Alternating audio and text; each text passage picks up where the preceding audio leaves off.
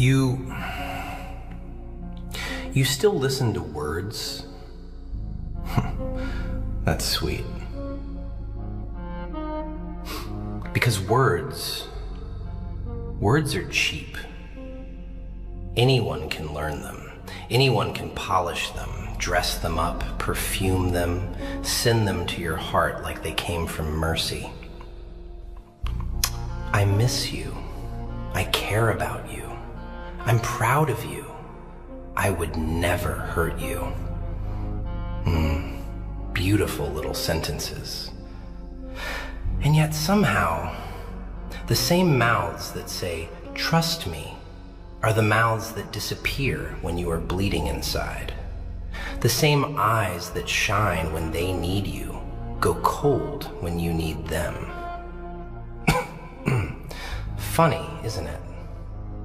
You kept believing language because you were pure, because your heart was clean enough to think everyone speaks from the same place you do. But they don't. They speak from need, from fear, from convenience, from hunger. That's why the wise stop listening early. They watch hesitation. They watch timing. They watch effort. They watch what changes when there is nothing left to gain. Because intentions leak. Always. In the delay before the reply. In the kindness that only appears with an audience. In the apology that comes too smooth, too fast, too practiced. Words are costumes. Intentions are the face underneath.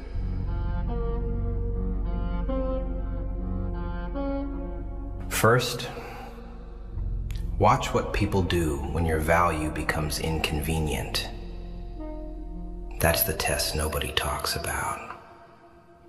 It's easy to sound loyal when you are useful. Easy to sound loving when you are giving. Easy to sound sincere when the room is warm, the mood is soft, and you are making life easier for them.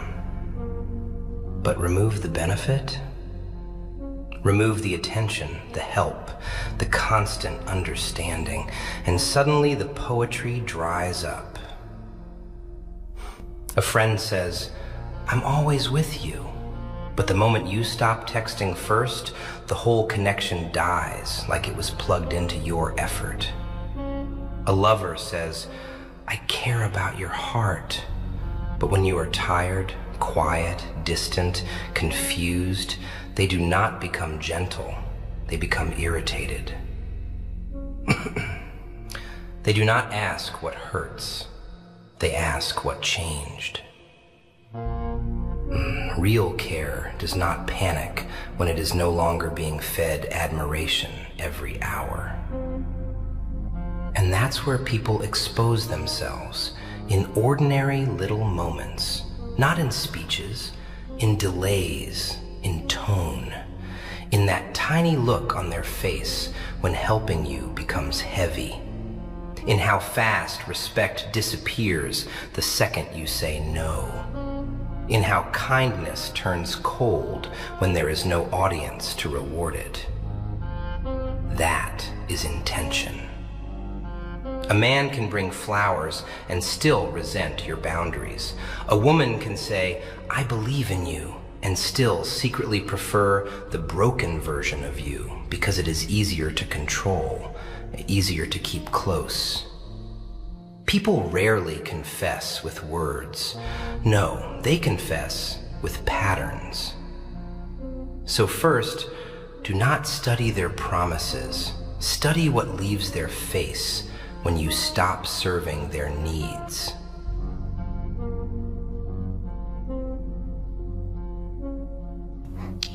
Second, watch people when you disappoint them. Not when you please them, not when you agree, obey, smile, forgive, adjust, shrink, soften yourself into something easy to keep. Anyone can look kind when you are convenient. Anyone can sound patient when you are predictable. The real thing shows up the moment you say no. No, I can't come. No, I don't like that. No, you crossed a line. No, not this time. And then, watch. Watch the eyes first. Always the eyes. A mouth can stay polite for a few more seconds, but the eyes, the eyes betray the whole courtroom inside the skull. You will see the warmth leave.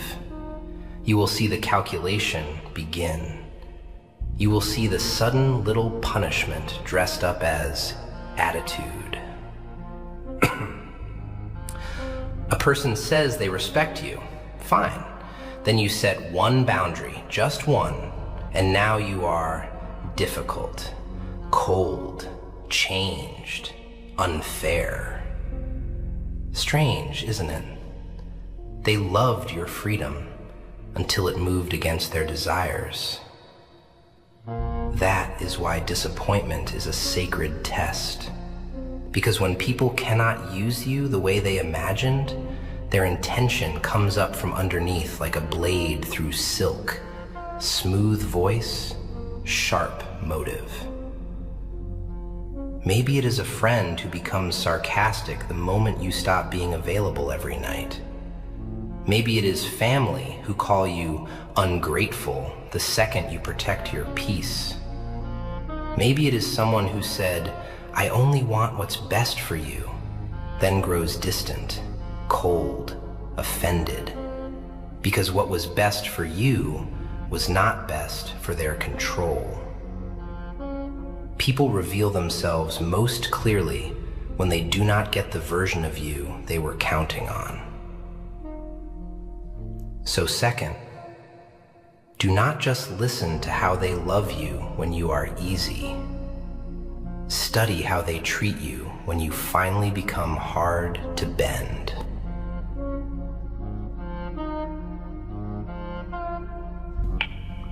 Third, read what people become when they are no longer afraid of losing you.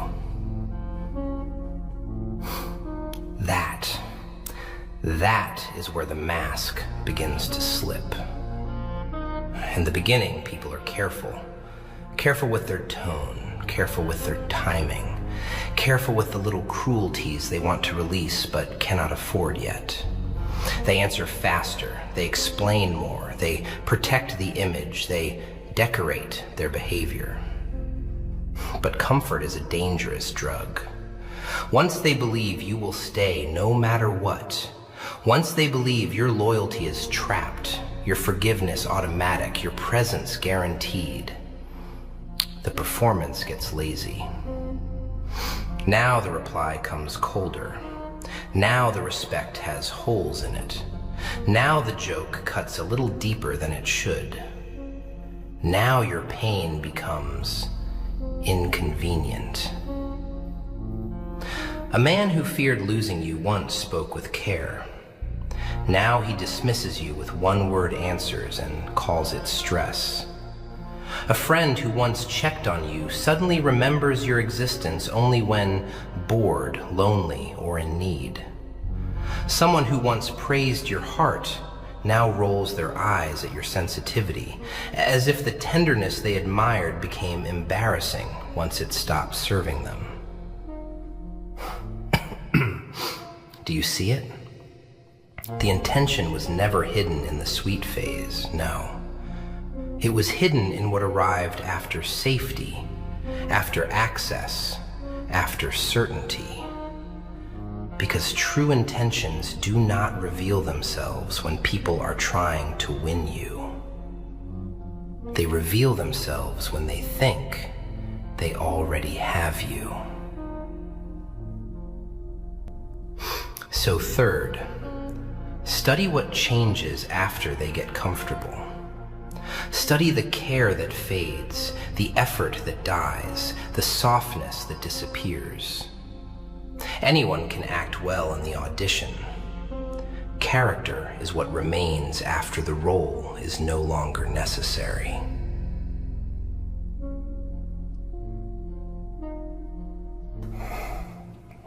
Fourth, read people by what they do with your weakness. This one is ugly, because almost anyone can look gentle while you are smiling, while you are standing straight, while your voice is steady and your eyes still know how to hide the storm. But the real confession begins when you are tired, shaken, grieving, embarrassed, uncertain, when your guard drops just enough for your human side to breathe. That is when you find out who is safe. Some people see your weakness and become softer, slower, more careful with your heart. Their tone changes, their patience grows. They hold what you revealed like it was something sacred. They do not rush to expose it, use it, compare it, mock it, or file it away for some future argument. Those people are rare. And then there are the others. The ones who listen closely not to understand you, but to map you, to study where the bruise is, to memorize the insecurity, to feel where shame lives inside your chest.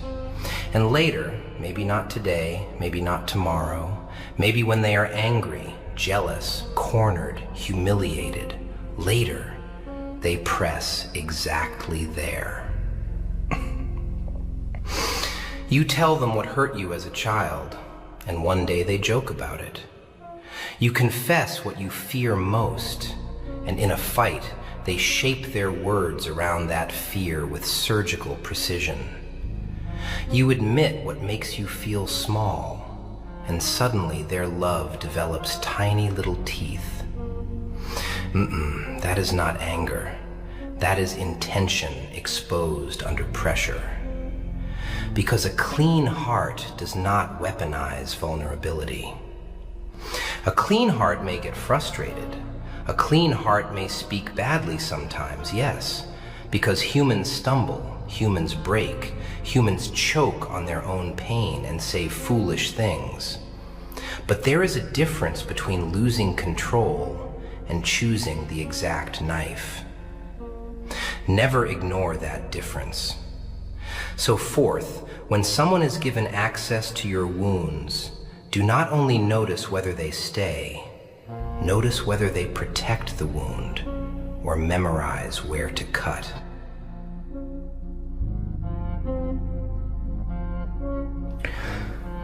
Fifth, read people by how they speak about others when those others are absent.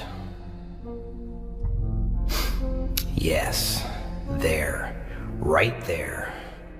Because most people think intention is hidden in romance, in loyalty, in promises made directly to your face. No. Intention leaks most freely when the person they are speaking about cannot defend themselves. That is when manners relax. That is when envy stops dressing itself up. That is when contempt walks into the room without shoes. A friend laughs with you, supports you, praises realness, praises honesty, praises good hearts. But then another person's name comes up, someone not present, someone harmless, someone maybe a little weak, maybe a little awkward, maybe just unlucky. And suddenly the softness vanishes. Suddenly the tongue becomes sharp. Suddenly the room fills with mockery disguised as just being real. Watch that carefully. Because the one who enjoys cutting absent people will one day enjoy cutting you in another room. Perhaps with a sweeter voice. Perhaps with more hesitation. Perhaps with little fake concern wrapped around it. I'm only saying this because I care, but the appetite is the same. People do not magically grow a second character when you leave the table. They reveal the first one. And it gets darker than gossip, much darker. Listen for the pleasure in it. Listen for that tiny lift in the voice when they describe someone's failure. Listen for how alive they become when someone else is humiliated. Listen for how quickly compassion dies the moment kindness is no longer socially useful. That pleasure, that little secret pleasure, is intention. Maybe they smile while tearing down a relative. Maybe they call a former friend pathetic with that amused little tone. Maybe they speak about someone's mistakes as if pain were entertainment. And maybe you sit there telling yourself, well, they would never do that to me.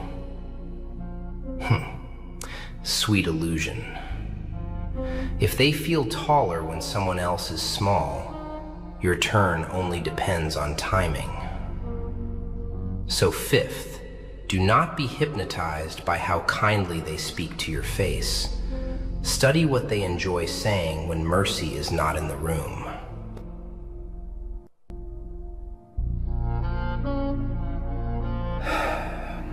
Sixth, read people by what happens when your success stops entertaining them and starts threatening them. Ah, yes. This one confuses good hearts the most. Because when you are broken, uncertain, lost, behind, asking for direction, asking for reassurance, asking for permission to believe in yourself, many people feel comfortable near you, safe near you, bigger near you. Your pain asks nothing from their ego except a little performance, a little advice, a little borrowed strength, a little smile placed carefully on your shaking shoulder. But then something changes. You become clearer, stronger, more focused, less available, less desperate for approval, more difficult to manipulate with guilt, fear, charm, or pity. And suddenly, the energy shifts. The support becomes thinner, the praise becomes shorter, the enthusiasm arrives late, if it arrives at all. They still smile, maybe, yes, but the smile has weight in it now. The kind of smile that looks correct on the face and wrong in the eyes. You share good news, and instead of warmth, you get comparison. Instead of joy, you get a joke. Instead of I'm proud of you, you get don't get carried away. Instead of celebration, you get analysis, suspicion, distance. Because some people loved being needed more than they ever loved you. Do you understand how tragic that is? They were comfortable when your light was small enough not to disturb their shadow. They liked you hopeful, but not powerful, healing, but not healed, rising, but not risen. They wanted your growth to remain poetic, not actual, symbolic, not visible, beautiful in words, harmless in reality. That is intention leaking through envy. And envy is rarely loud at first. No, envy is clever. It disguises itself as concern. I just don't want you to change. Be careful. Stay humble. Don't think you're better than people. Ah, little moral sentences, tiny chains made of noble-sounding words. But look deeper. Look at timing. Why does their concern appear only when you begin to outgrow the cage they benefited from?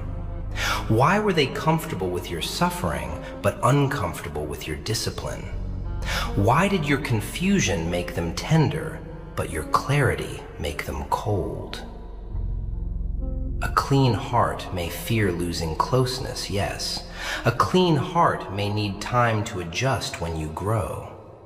People are human. People tremble. People feel left behind sometimes. But a clean heart will still pray for your elevation. A clean heart will still honor what is good for you, even when it hurts their pride. A hungry heart does the opposite. It resents what it cannot control. It minimizes what it cannot imitate. It questions what it secretly fears. It withholds warmth to punish your ascent. So sixth, when your life begins to rise, do not only listen for applause. Listen for the silence. Listen for the forced smile. Listen for the blessing that comes with a bruise hidden inside it. Because not everyone who claps for your beginning can survive your becoming. And the ones who shrink when you grow were never in love with your soul. They were in love with your smaller shape.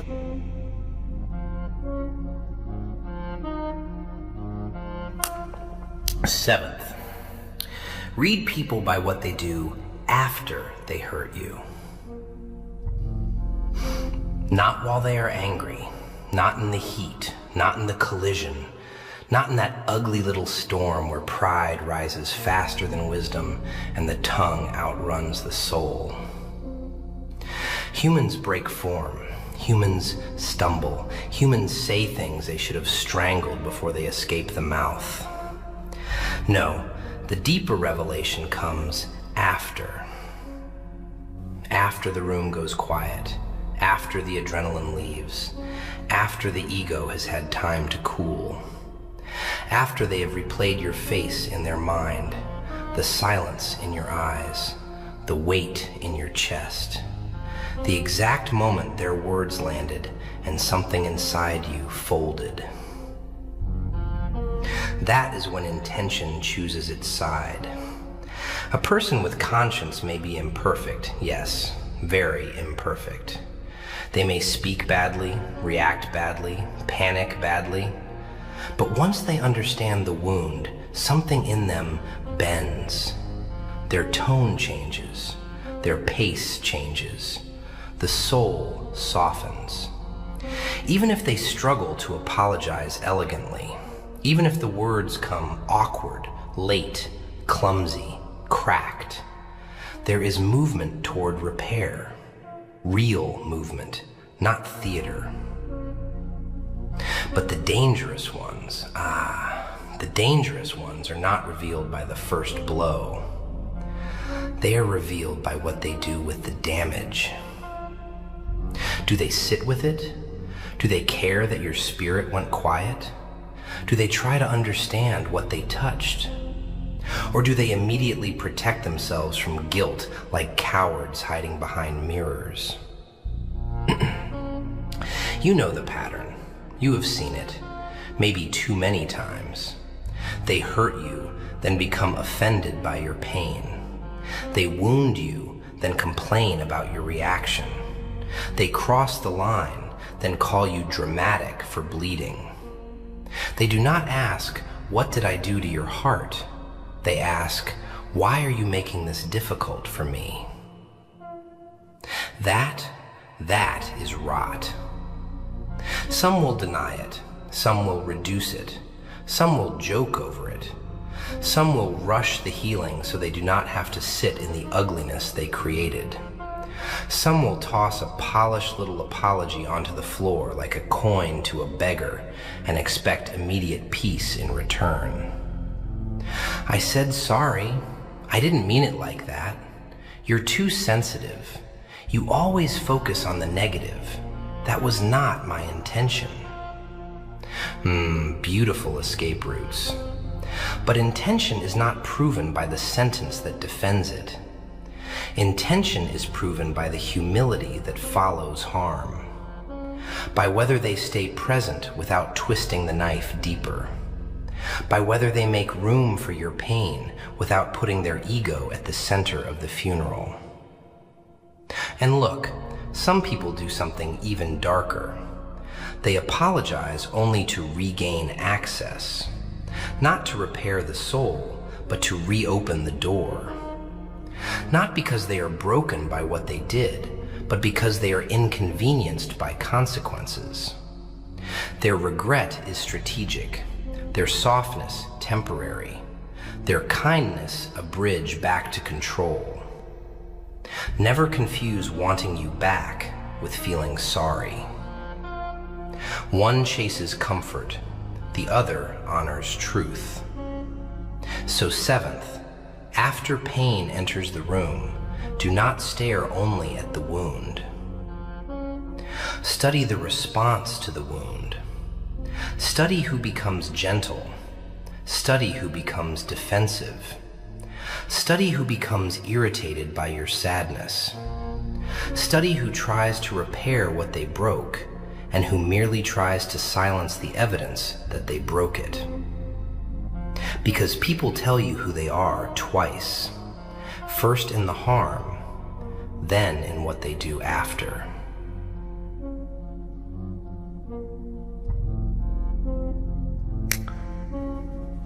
Eighth, read people by the version of you they keep trying to revive.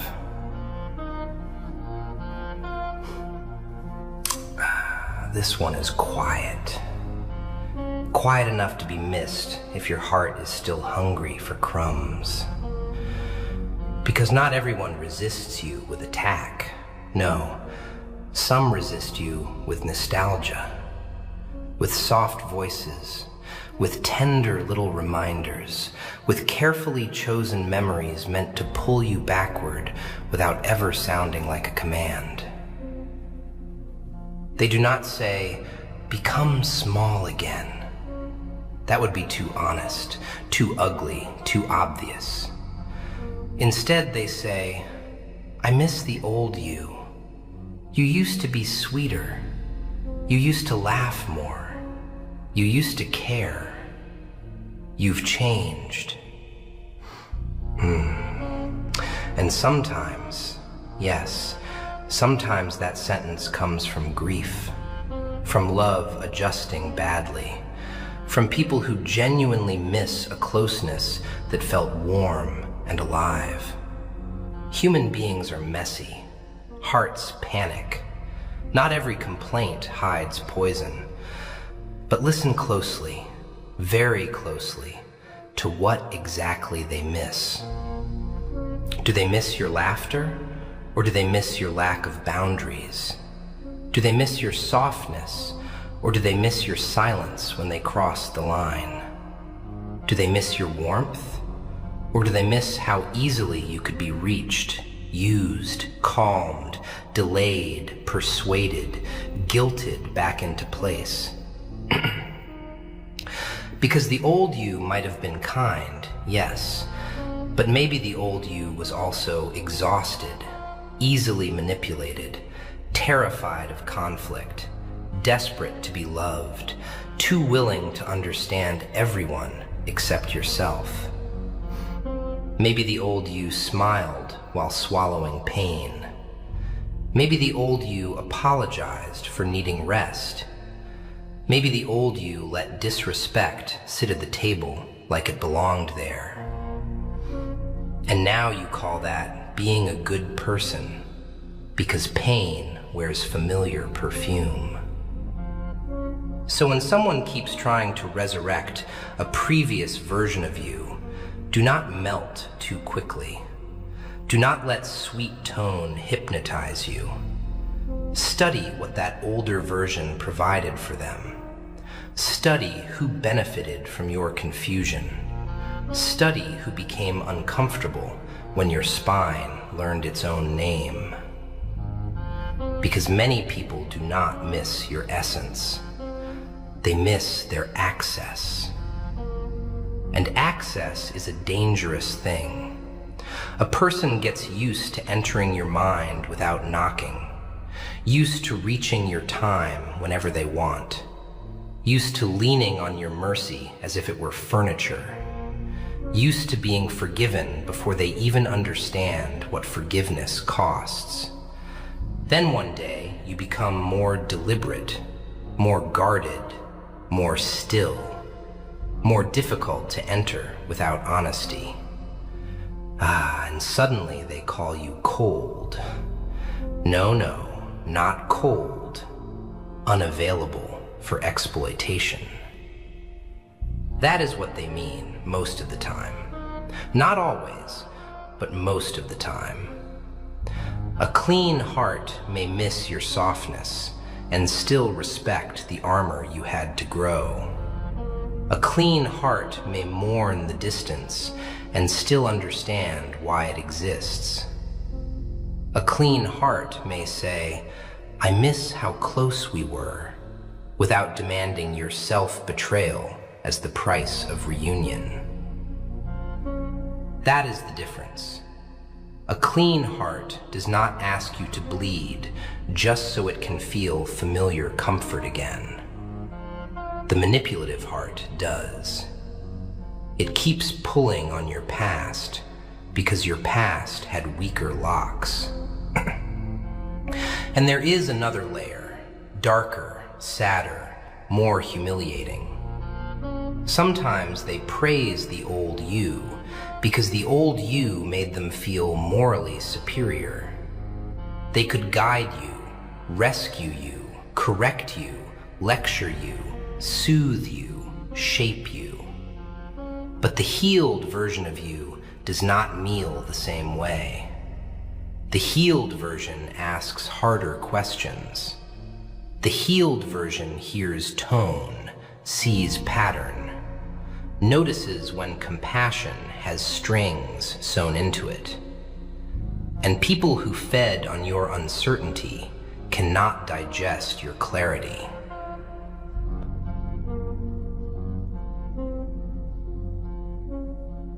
Ninth, read people by what they forgive in themselves and condemn in you. There it is. Hypocrisy. The old poison with elegant shoes. Because intention hides inside standards, inside what people excuse when it benefits them, and what they suddenly call unacceptable when it comes from your side of the table. That is one of the cleanest windows into character you will ever get, and still so many people miss it because charm fogs the glass. Maybe they disappear for hours, days, weeks, and call it stress, exhaustion, life, pressure, confusion. But when you need space, when you go quiet to breathe, when your mind is crowded and your chest is tired and your mouth no longer has the strength to perform warmth on command, suddenly your silence becomes cruelty. Maybe they interrupt, but your interruption is disrespect. Maybe they joke cruelly, but your sharp reply is aggression. Maybe they change plans, forget promises, arrive late, lose emotional control. And each time they wrap themselves in explanation, context, softness, and second chances. Yet when you falter once, they strip you of context and judge you like a completed crime scene. That is not fairness. That is intention bending the scales. And people do this with terrifying confidence. They do not even feel the theft. They just assume their pain deserves understanding and yours deserves management. Their emotions deserve patience and yours deserve containment. Their wounds are sacred history. Yours are inconvenient weather. That is how certain people keep power without ever saying the word power. They create a moral system where they remain human and you remain on trial. Read that carefully. A person with clean intention may fail you, yes, may misread you, may react badly. But if their heart is honest, the standard will eventually straighten. They will realize, I asked for patience I was not giving. I demanded softness I was not offering. I wanted grace I would not extend. Conscience corrects the scale, but arrogance does not correct the scale. It protects it. It lives off it. It needs you to stay guilty so it never has to look fully at itself. Watch the arguments.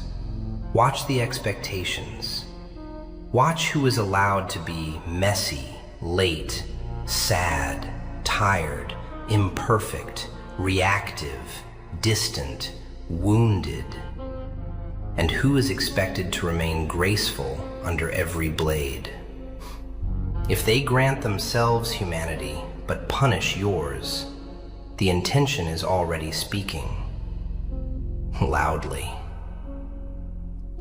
And here's the ugliest part. After living around such people too long, you start helping them.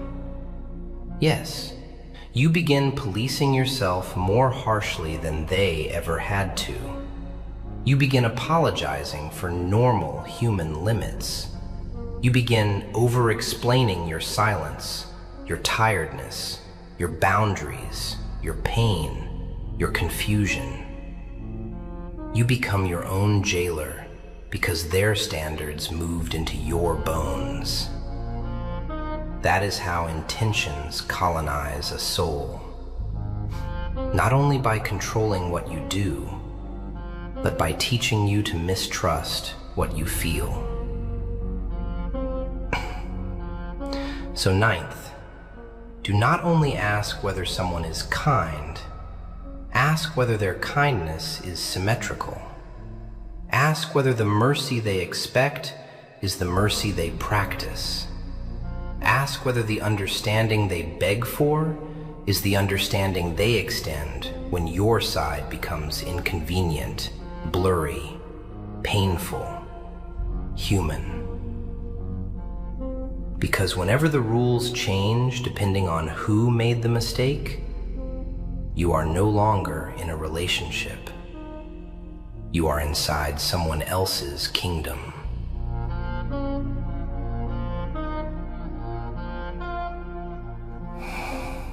10th, read people by what they do when they realize you finally see them. Yes.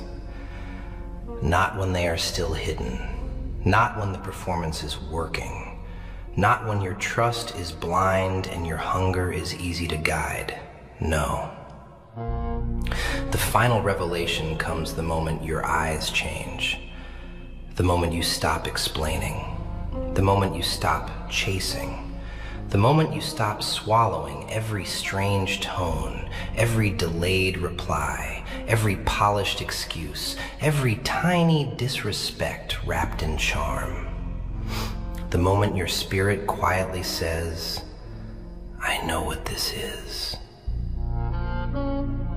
That moment, that sacred, dangerous moment, tells you everything. Because people can survive being wrong. People can survive conflict. People can survive distance. But very few can gracefully survive being seen. Seen clearly. Seen completely. Seen without the fog they worked so hard to place around your judgment. Some people, when they realize you see the pattern, become honest. Rare, very rare, but real. They drop the theater. They stop decorating their motives. They stop pretending confusion where there was strategy. They may tremble, yes. They may fumble the truth, yes. But something inside them chooses exposure over manipulation. That is conscience fighting for air. But many others, many others become dangerous exactly there. Because once a manipulative heart feels recognized, it has two choices: tell the truth or attack your vision. And usually it attacks your vision. Now you are overthinking. Now you are paranoid. Now you are too sensitive. Now you always assume the worst. Now the issue is not what they did, but the fact that you noticed it. Classic. You catch the inconsistency, and suddenly they question your memory. You name the pattern, and suddenly they question your stability. You stop participating in the lie, and suddenly they question your character. Not because you are wrong, because your clarity is expensive for them. A liar fears evidence. A user fears boundaries. A hypocrite fears symmetry. And a false heart fears one thing more than almost anything else: a witness. That is what you become when you stop being hypnotized. A witness. Not a servant to their version, not a beggar for reassurance, not a frightened little editor rewriting reality just to keep peace. A witness. And once you become that, watch closely. Do they lean toward truth or toward distortion? Do they become softer and more transparent, or more theatrical, more offended, more slippery, more eager to make your perception feel sinful? Because a person with clean intentions may hate being misunderstood, but a person with dark intentions hates being understood. There is a difference. One clarifies, the other confuses. One opens, the other scrambles the room.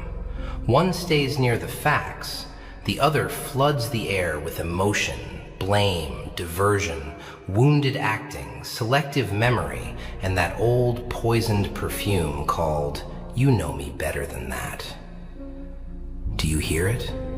That sentence has saved many masks. Because people pray you will return to comfort. They pray you will doubt yourself one more time. They pray you will choose the warm lie over the cold pattern standing naked in front of you. And sometimes, because you are tired, because you are grieving, because the truth tastes lonely at first, you almost do. Almost.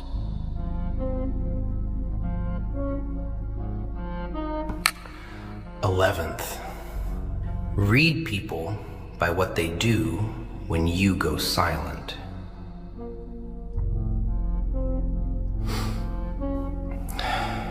Not your weak silence. Not the silence of confusion, fear, shame, or emotional paralysis, no. I mean the other silence, the deliberate one, the clean one. The silence that comes after seeing too much, after noticing patterns, after your soul gets tired of explaining what your eyes already understand. That silence is dangerous.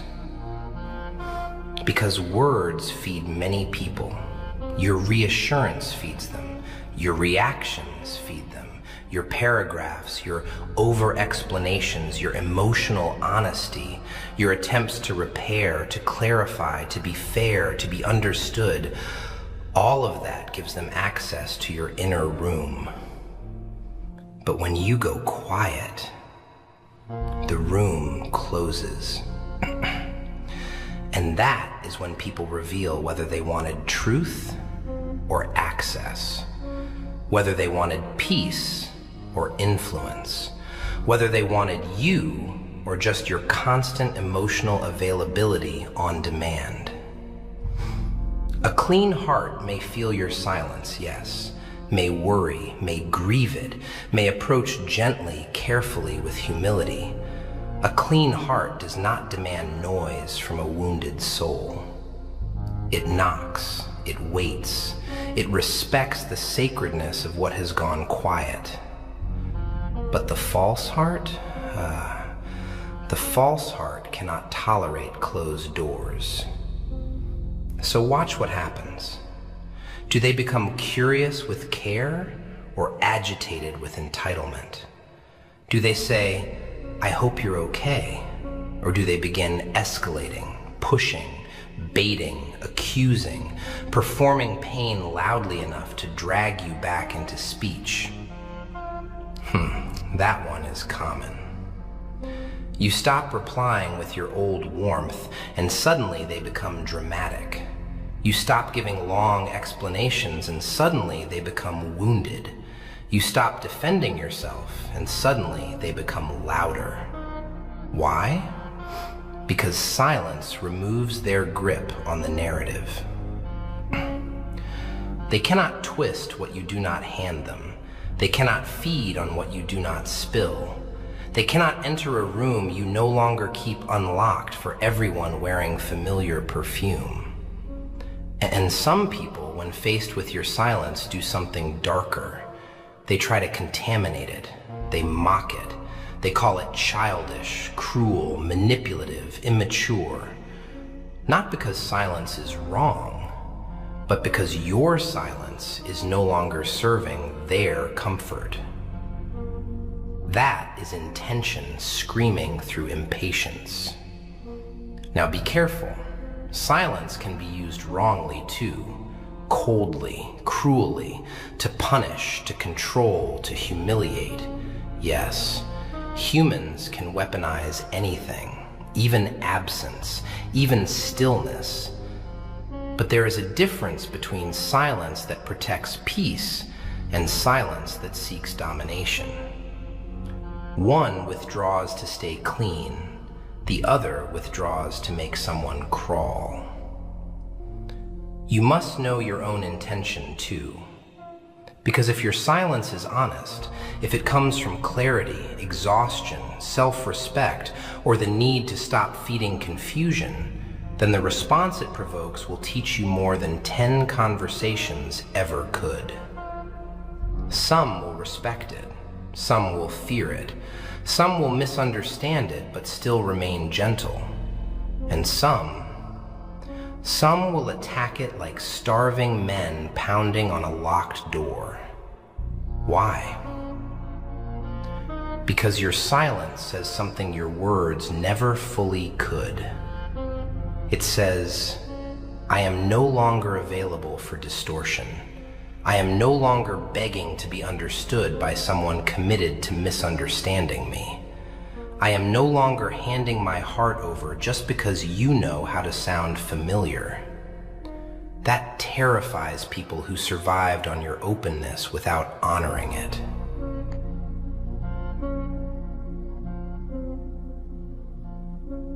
Twelfth, read people by what happens when you stop needing their approval. This one is deep. Deeper than betrayal. Deeper than lies. Deeper than those easy little dramas people point at when they want to sound wise.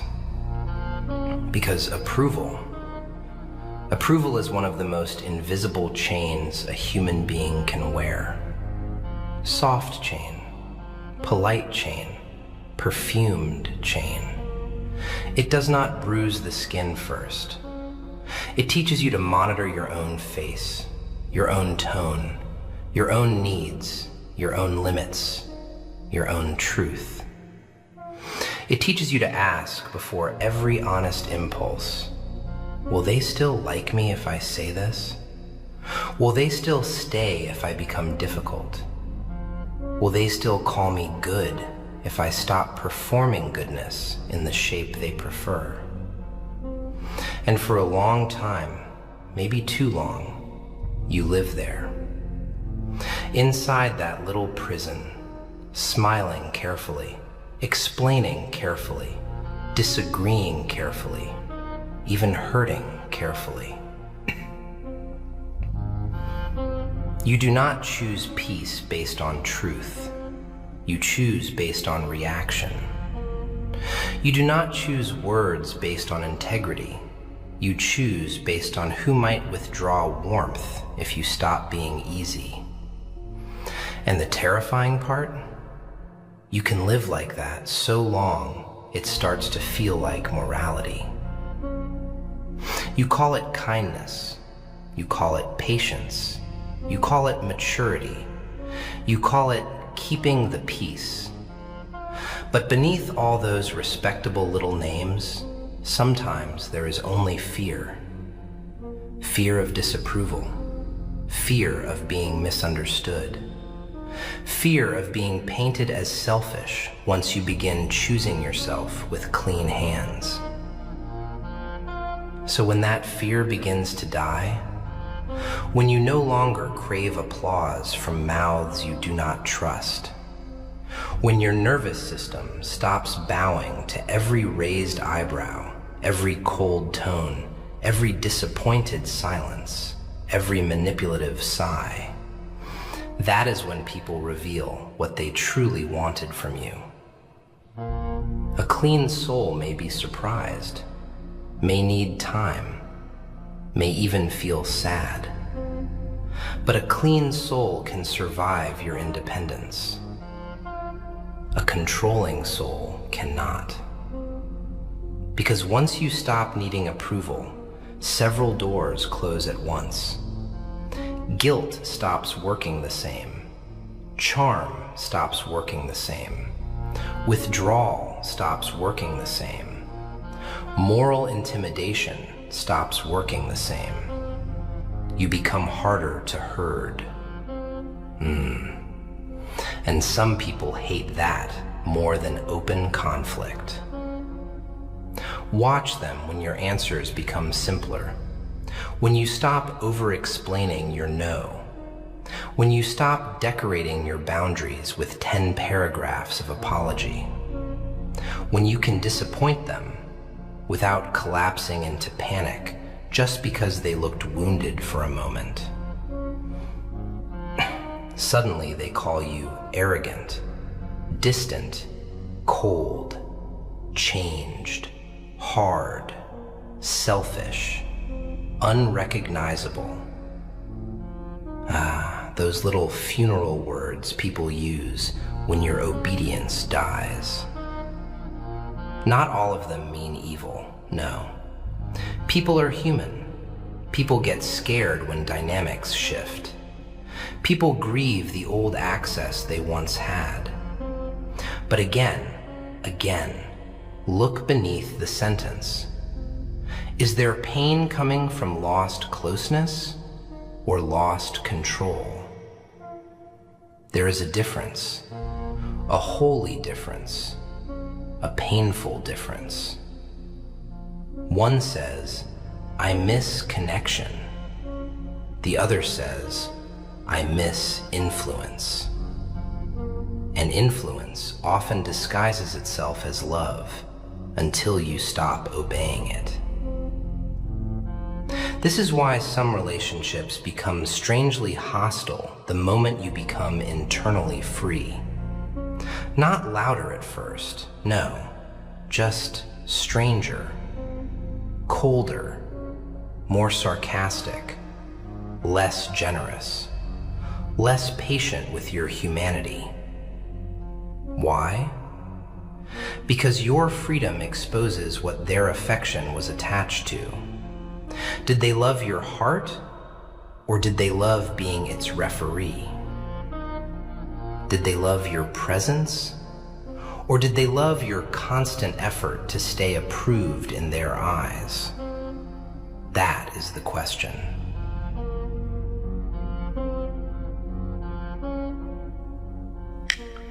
So, what is the conclusion? It is this. Stop worshiping language that behavior keeps betraying. Stop kneeling before beautiful sentences from ugly patterns. Stop letting a soft voice erase hard evidence. Because this world, this very strange, smiling, well-dressed world, has no shortage of people who learned how to sound like safety without ever becoming it.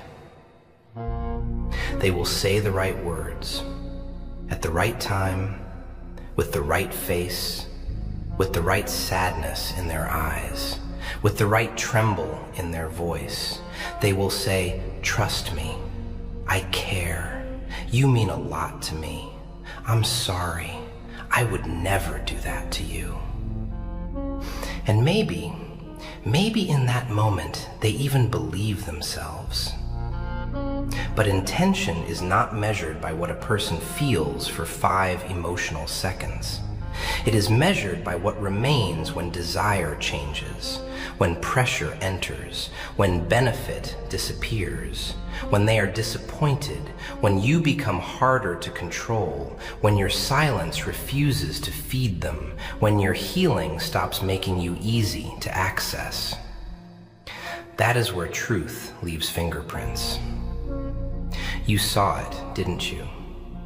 In the delayed reply that arrived too carefully, in the kindness that only existed with witnesses, in the apology that sounded polished but never changed the pattern, in the person who loved the broken you, then grew cold toward the healed you, in the one who wanted your softness but not your boundaries, in the one who admired your heart only while it remained easy to enter.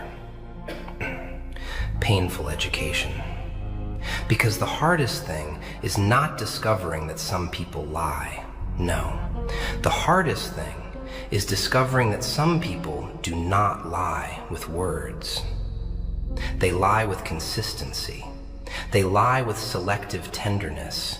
They lie with timing. They lie with how they disappear, how they return, how they soften only when they feel distance, how they panic only when access closes. They lie by making you question what your spirit already understood. And that is why you must become quieter inside. Not colder, not crueler, not hollow, quieter, cleaner, less hypnotized by tone, less seduced by charm, less eager to rescue every contradiction with one more hopeful excuse. Read the eyes, read the timing, read the pattern, read what happens when you say no. Read what happens when you stop explaining. Read what happens when you rise. Read what happens when you hurt. Read what happens when they hurt you. Read what they forgive in themselves and punish in you. Read what version of you they keep trying to bring back from the dead. Because words are often written for the ear. Intentions are written for the nervous system. Your body knows before your pride admits it. Your chest knows before your loyalty gives permission. Your silence knows before your mouth can explain the crime. That tension you felt, that confusion you kept minimizing, that tiny grief that appeared in you even when everything sounded fine, that was information. Do not betray it again. And listen carefully, this is important. Not everyone who fails you is evil. Not everyone who wounds you planned it. Not everyone who grows distant is false. Humans are complicated, frightened, proud, incomplete, sometimes clumsy with love, sometimes weak under pressure, sometimes slow to understand their own darkness. So this is not a call to paranoia. It is a call to discernment.